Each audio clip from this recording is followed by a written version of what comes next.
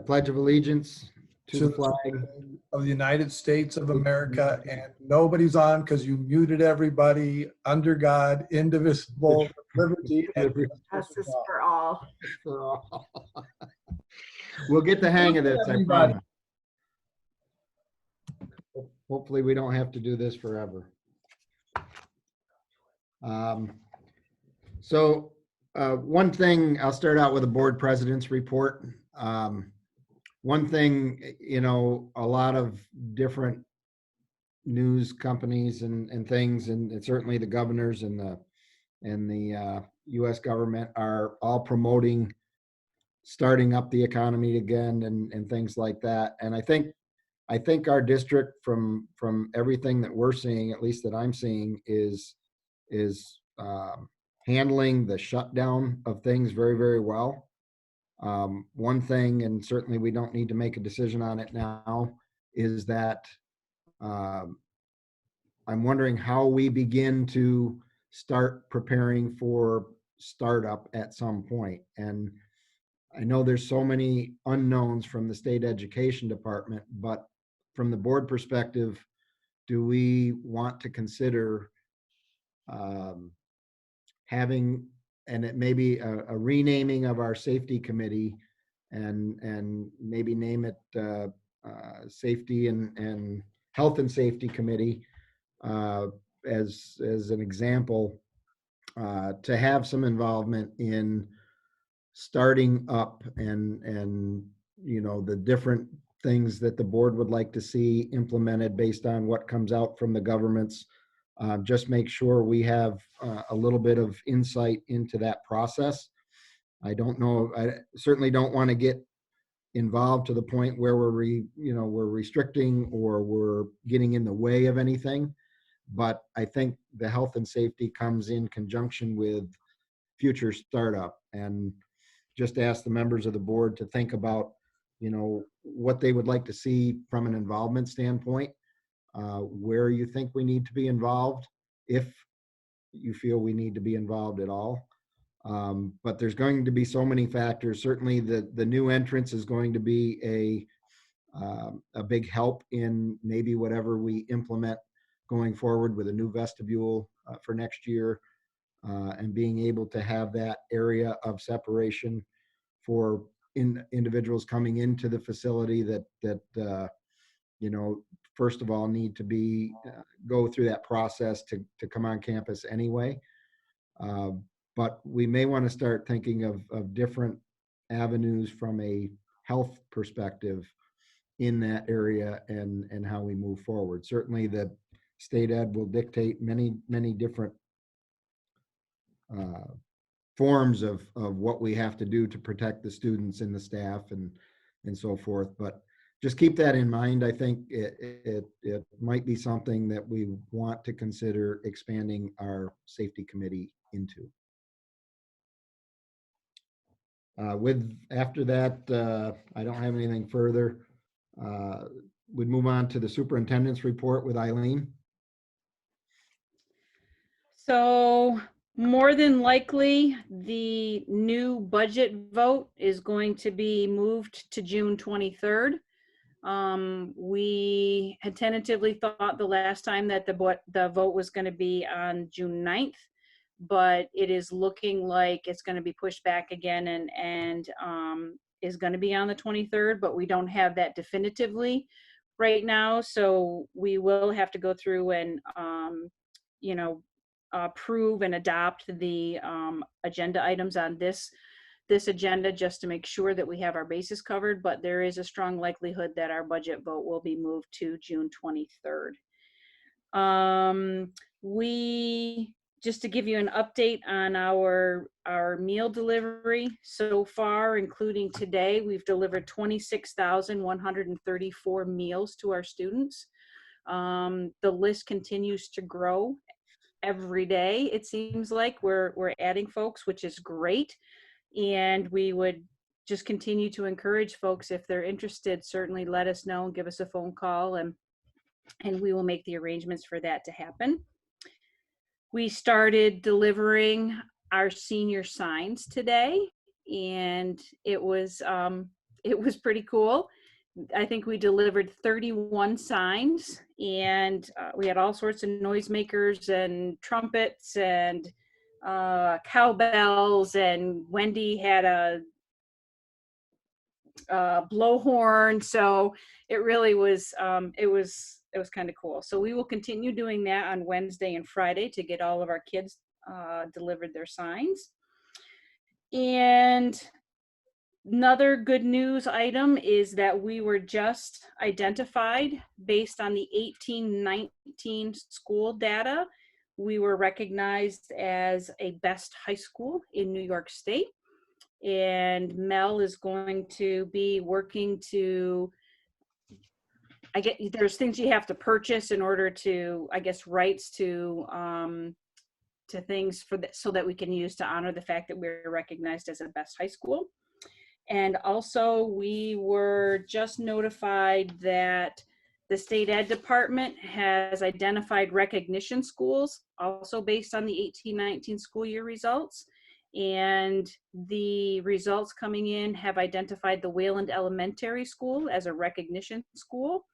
And recognition is based on schools being in good standing, top performers in the state under ESSA accountability system for academic performance in core subjects, as well as for growth in English language arts and math. And the schools also met or exceeded either the school or state measures of interim progress for English language arts and mathematics progress. So some good news on both of those fronts. So kudos to those folks, kudos to everybody really, because it is a unified effort for sure. A couple of things that I wanted to share with the board just as precursors, if you will.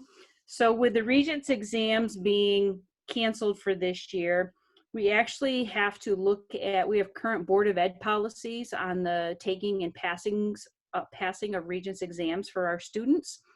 And with the current situation, if we don't do some type of modification to that, we will be in violation of board policy. So I did ask Deneen to pull off those policies, and I will get a copy of those forwarded to you, but that will be something that we will have to take a look at our next meeting. And obviously it's just an interim modification, hopefully, until we can get back into the swing of things, and then continue with the current Regents policy as we move forward. So just food for thought on that. The other thing that I'm looking for some feedback from the board is we have 3 individuals who applied for WIN grants and were awarded those grants. And due to the virus and the shutdown, they were unable to spend the money for those grants. And the regulation or the policy that we have in place says that it has to be spent by the end of the school year. And we have individuals that are asking if the board would consider that those funds be carried over. Again, not something that I need an answer on right now today, but again, food for thought. There was one recipient that was allocated $5,000 for Leader in Me events and activities. And another individual was allocated $3,500 for student appreciation. And a third individual was awarded $7,000 for Spring Writers Festival that has been rescheduled to November. So those 3 individuals have reached out and asked if there would be consideration given to those funds being carried over into next school year. And the other thing that I wanted to, again, kind of give the board some information and look for some feedback from them. And I'm going to ask David to chime in and help with this. So we've been spending a lot of time, obviously, on the budget, and not only looking at the budget for next year and where our deficits are, but also where we're going to make up those deficits, but then also taking a look at what our fund balance is for this current year, and knowing that we can only carry over a certain amount of money into next year, what do we look at spending our fund balance on for the remaining portion of this year? If anything, maybe we look at putting more money into reserves. But one of the things that we have looked at or have talked about significantly is some security updates, which would include adding door swipes to every door in our campuses, both Cohocton and Wayland. And so that would require, the doors would be locked and closed at all times. And because of the cost or the expense of the project, we are looking for board input and feedback. And David, anything or you want to add in terms of how it impacts our budget and what action the board would have to take if that's something that we want to pursue? So obviously there are options, and Eileen just mentioned one, calling the door swipes. We have gone out and secured some quotes, and as she explained, it does impact all internal doors. Maybe not like a gymnasium door or something like that, but think of classrooms, offices, nurse's office, those sort of things. So every staff member, every student then is required to carry what I'm going to call their ID badge or a card, and that's what they would swipe in order to enter. So the doors are always locked, as she indicated. So that would be something that we would recommend. There are other options. You can put the money into reserves for future use. That's something, if you do decide that, we would come up with some suggestions and probably recommend that in June. In regards to what the fund balance is, it's really thinking of where we would receive more revenue than what we had budgeted, and we expensed or spent less than what we actually had budgeted. So it's really a combination of the two that in essence create fund balance. And so we are allowed to carry over a portion of that, which we've already talked with our auditors about that. And then it's really what this excess dollars is. Unfortunately, you cannot think of carrying it over and using it for salaries or something like that for next year. That is not something you can do. So you either spend it on something for the school, or you put it in reserves, are really your two choices. Any questions on that? Well, one thing I would add, if I could, is it would be at our next board meeting, depending on what you do decide to do, is we would need to draft and approve a resolution as to what that may look like, whether we're going to put the money into the reserves. And again, we would spell that out more specifically. Or if you wanted to go ahead with the what we call the door swipes, we would have a recommendation for that as well. David, I have two questions. One, do we have any idea of what that fund balance is dollar-wise that we're going to have? So it's probably going to be, and again, we won't know specifically. We are just completing what we call our pre-audit. The actual audit won't take place for a few weeks yet, but we're pretty close on this. You're probably looking in that $500,000 to $600,000 range. And does that address the outside doors or just strictly the interior doors?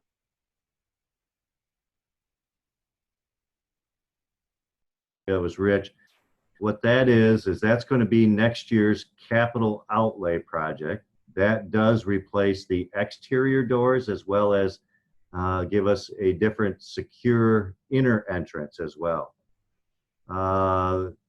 So the door swipes are strictly just interior doors, and there's no actual door replacements or upgrades, so it does not impact exterior doors. Those generally at the other entrances are in good shape and not needed. So, but the systems work together, Phil. Correct. So you can use your ID badge that would be usable on an indoor door swipe can also be used on the outside doors that currently have the fobs on them. So they are integrated or combined together. So theoretically, you could lock down the building and you would have to swipe even to get into the building, period. Because that's my one concern now is right now, during the school day, anybody can walk in to any door. Most doors are not locked during, I've been there, I've walked in. So Outside doors, Phil? Pardon me? Outside doors? Yes. Yep. And even when my wife has picked up my grandson, she's been able to walk right in with nobody stopping her, checking who she is, anything else. Whereas when she's been to Dansville for the Vincent House, she's been stopped outside the building and before she could even get into the first step, and then there was a second process before they got inside.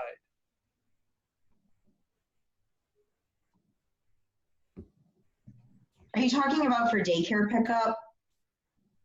No, he's at the time he was picking, that was last year, so he's a third grader, second grader. Okay, I was just wondering because the door for after school daycare. Yeah. I was wondering if you were referring to that door. Okay. She comes in the front. She comes in the front entrance by my office. Okay. And I know there's other ones where she's observed where people have just kind of followed other people in without being checked or anything else. And I guess if we're going to talk about security, it's the whole thing, not just once they're inside. Right.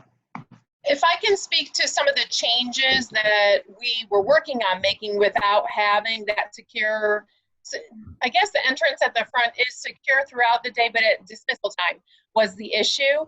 I know prior to us going out in March, I would say 2-3 weeks prior to that, we got messaging out to all the families. We had signs on the front doors that at dismissal time, we were rerouting all of our parents to the side elementary entrance, which is locked down, and they would have to be buzzed in by the front office.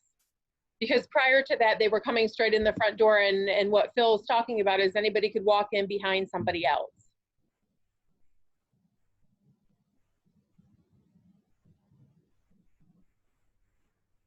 Thank you. That answers my question. That at least is there, that's being continued to be looked at. So Phil, go ahead, Eileen. Part of the conversation that we had last week as well in terms of the other entrances. So obviously with the capital outlay project looking to make the middle school more secure, we also have to do something at the other entrances as well. So we actually met with SEI and campus and actually looked at drawings that would include those vestibules for each of the remaining 3 offices, and making it so that people can, when they come inside, there is like a holding area, and they have to then get through a second set of people before they ever gain entrance into it. So that is something that we did talk with them last week about as well. okay.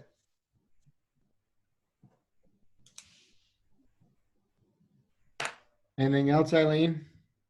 Nope, that's it. Okay, any questions for Eileen?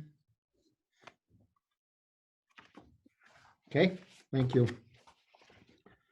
We'll move on to the approval of minutes. Need a motion and a second to approve the April 13th, 2020 board meeting minutes.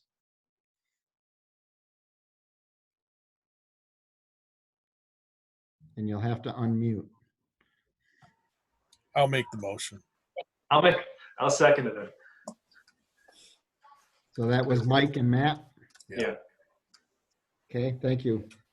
Motion carried.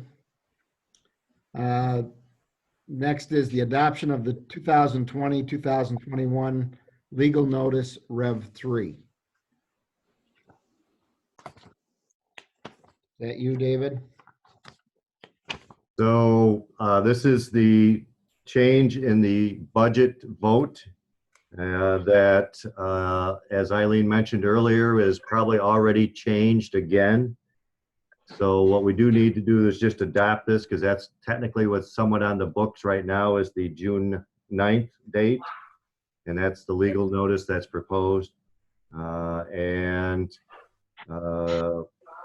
You'll see also that we have coming up after this is another resolution that somewhat allows us to restrict from having to publish all these notices once we approve them, because it seems to be a moving target that this date is changing.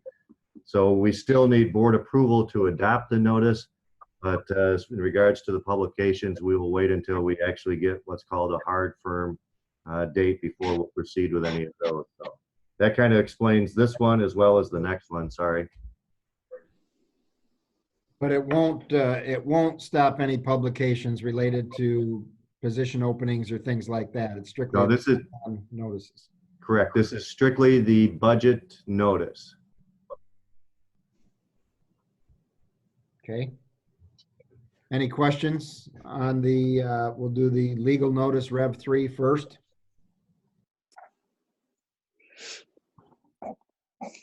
Being no questions, I need a motion and a second to approve the adoption of the 2020-2021 legal notice Rev 3. I'll make a motion. I'll second. Phil and Dan, all in favor? I'm assuming everyone.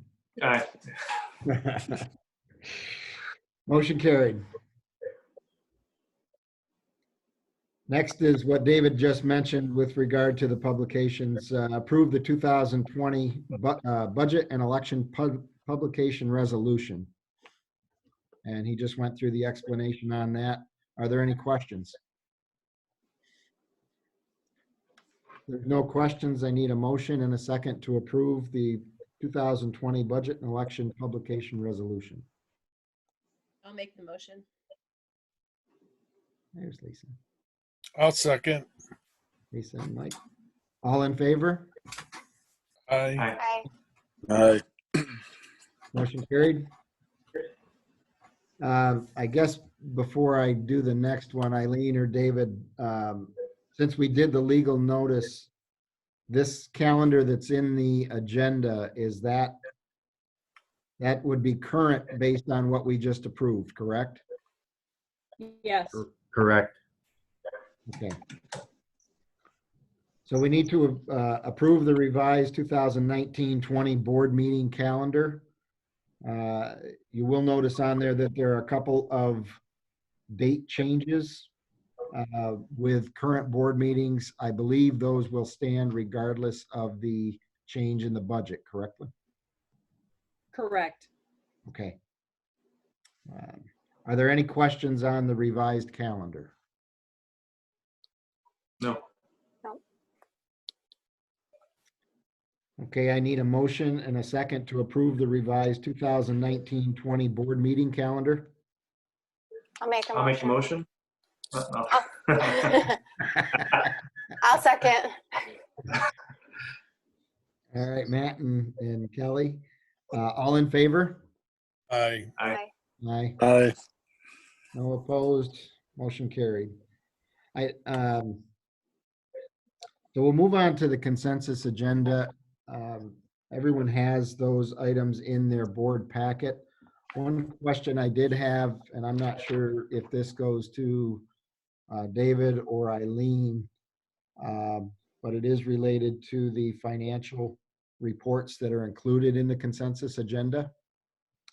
There is a fund balance of the class of 2020. And unfortunately, those poor kids were unable to take their trip.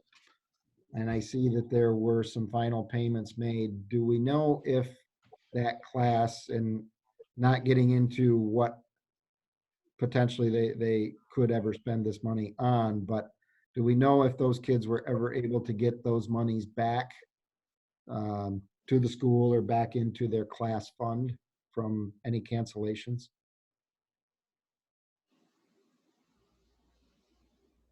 Do you want me to answer, David? We do not have any definitive answers yet, Rich. We are certainly working with our attorney and our attorney's office, and have been in contact with the travel agency. And are working through a process, but we don't have anything definitive yet. Okay.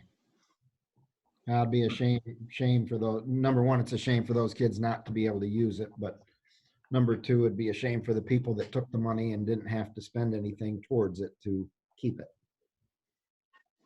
Just an opinion. That being said, I'll give you a minute to review the rest of the items on the consensus agenda.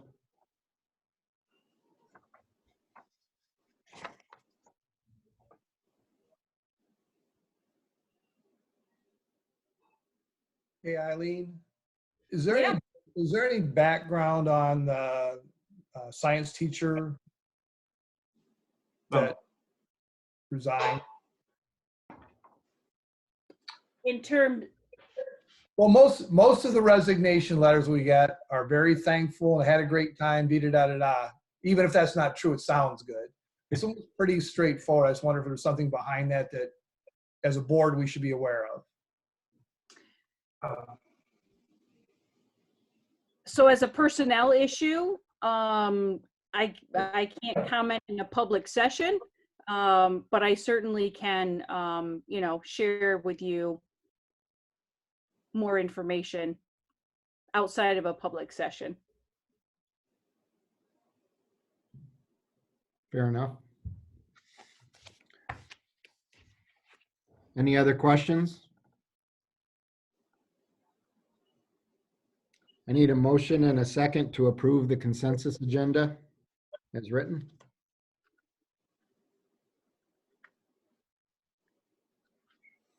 Anyone? I'll make a motion. I'll second. Kelly and Dan? All in favor? Aye. Aye. No opposed? Motion carried. Moving on to closing remarks. Anything you'd like to add, Eileen? So just a couple things. We sent out a thought exchange to our senior students and our senior parents, asking them for their input and their thoughts in regards to the graduation ceremony, if we're not allowed to have a traditional ceremony. So that exchange opened up yesterday and will go until Friday. So that will give our parents and our seniors some input in terms of what they would like to see happen within the constraints that we might have. And we also did a thought exchange yesterday to our faculty and staff, asking them, now that we've finished 7 weeks of this closure, what is it that we're doing well and what do we need to improve upon? And that exchange will also go until Friday. And both exchanges have had some very good number of people that have responded. So, certainly as we go through that information, we will be looking to make some decisions based on that input.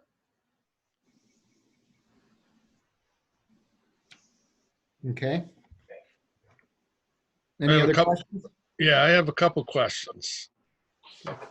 The governor talked about a lot of schools in the district of, 700 schools in the district of New York State. And they're talking about going to summer school. Is this something we thought about?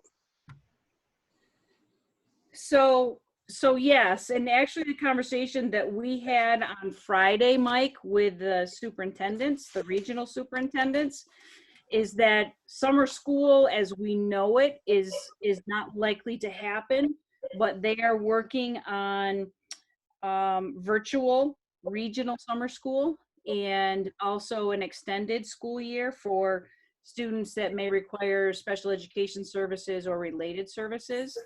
So traditional summer school as we know it is not likely to happen, but there is conversations with our BOCES region about a virtual regional summer school.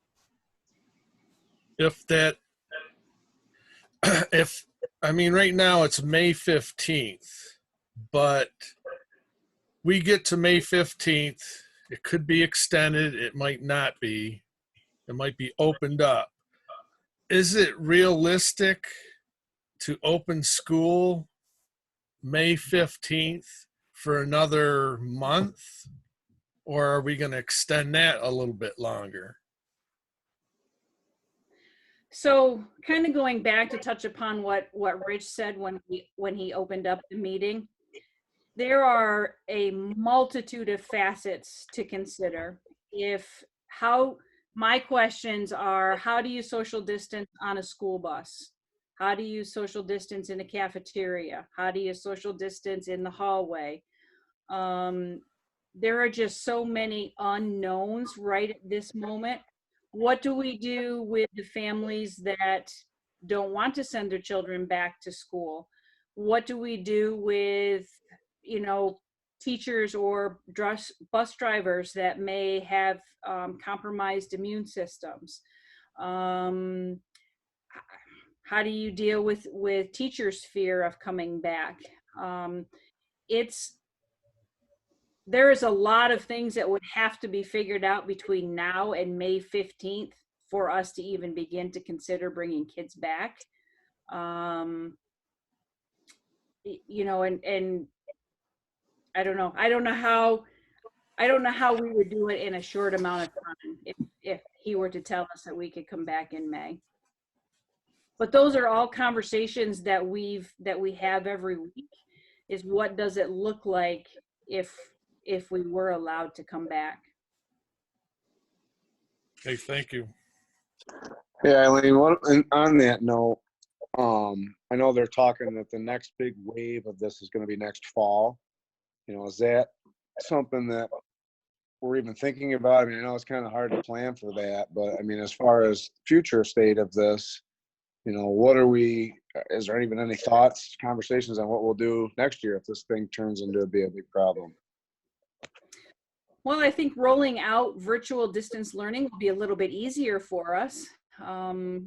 We've picked out a lot of the bugs and the hiccups this time around. So I do think going through it once has given us some framework to go from. When we found out on March 14th that we were closing, it was basically, we were thrown in from the frying pan to the fire. And, we've taken the past 7 weeks and I think really have done a good job about learning new technologies and platforms. And so I do think that we will be better prepared, but there's certainly always things that we can improve upon. I do think one of the things that we have to do is continue to expose people to technology and different distance learning opportunities so that we can continue to grow and not just have to do this when we're forced to. So it's interesting that you bring that up, Dan, because that's one of the topics that seems to be recurring on Thought Exchange with teachers, is how do we make sure that we are even more prepared if in fact this does happen to us again down the road. Okay, good. Thank you.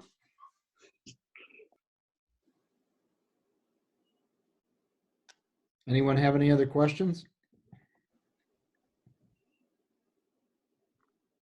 So we have a new upcoming board meeting on May 11th. I guess the one that was previously scheduled for May 12th has been canceled. So that meeting will move to May 11th, I believe at same time, 6 p.m. Correct. Okay. And just one note on the calendar, the Tuesday, May 19th meeting is also, that was the annual vote. Monday, May 18th. Is that anything for the board? That's not a meeting. That's just the budget report card to the state currently? Correct. Okay. All right. So we only have one change on the date. There's no other questions. I need a motion to adjourn and enter into executive session. I'll make the motion. I'll second it. All in favor? Aye. All right. Motion carried. Okay, Eileen, I'm stopping the recording. Thank you.